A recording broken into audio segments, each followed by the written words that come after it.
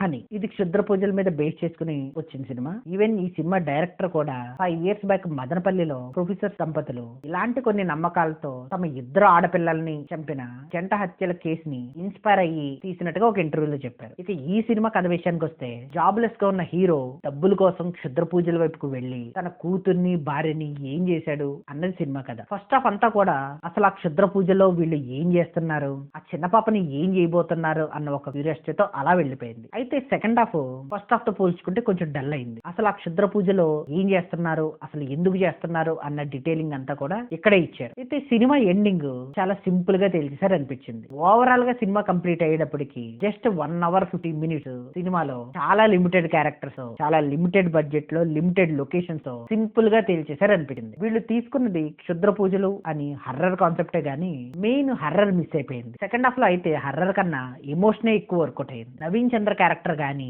Raja Ravindra character గానీ ఇంకొంచెం బాగా డీటెయిల్ గా హారిఫైయింగ్ గా రాసుంటే మాత్రం మంచి హర్రర్ సినిమా అయి ఉండేదని నా అభిప్రాయం. అయితే మీరా క్యారెక్టర్ లో చేసిన చిన్న పాప మాత్రం 1-2 సీన్స్ తప్పిస్తే మిగిలిన సినిమా అంతా కూడా బాగా చేసింది. అసలు సినిమా అంతా కూడా ఈ పాప చుట్టూనే తిరిగింది. ఫస్ట్ హాఫ్ అంతా కూడా అసలు ఈ పాపకి ఏం జరగబోతుంది అన్న క్యూరియాసిటీ గానీ, సెకండ్ హాఫ్ లో ఈ పాప మీద వచ్చే ఎమోషన్ సీన్స్ గానీ బాగా వర్కౌట్ అయ్యాయి. అంటే ఇలాంటి స్టోరీస్ ముందే వచ్చాయి గానీ ఈ మధ్యన ఇలాంటి ఇన్సిడెంట్స్ కొంచెం ఎక్కువగా జరగడం వల్ల ఒక రిలేటబిలిటీ వచ్చింది. ఇక నెగిటివ్స్ విషయానికి వస్తే మెయిన్ సినిమాలో హర్రర్ సీన్స్ మిస్ అయిపోయాయి. సినిమా ఎండింగ్ కూడా చాలా సింపుల్ గా తెలియజేశారు. ఆ ఎండింగ్ లో ఆ పాప మదర్ ఏదైతే చేసిందో అది అవసరం లేదు అనిపించింది. ఎక్కువ అయితే చెప్పడం లేదు, స్పాయిలర్ అవుతుంది కాబట్టి. ఫ్యామిలీతో చూడొచ్చా అంటే సజెస్టబుల్ కాదు, ముఖ్యంగా పిల్లలు ఆ ఎమోషన్ సీన్స్ ని బహుశా ట్యాకిల్ చేయలేకపోవచ్చు. ఇక ఓవరాల్ గా ఈ సినిమాకి నేను ఇస్తున్న rating 2.75 out of 5. It's really my opinion. Thank you.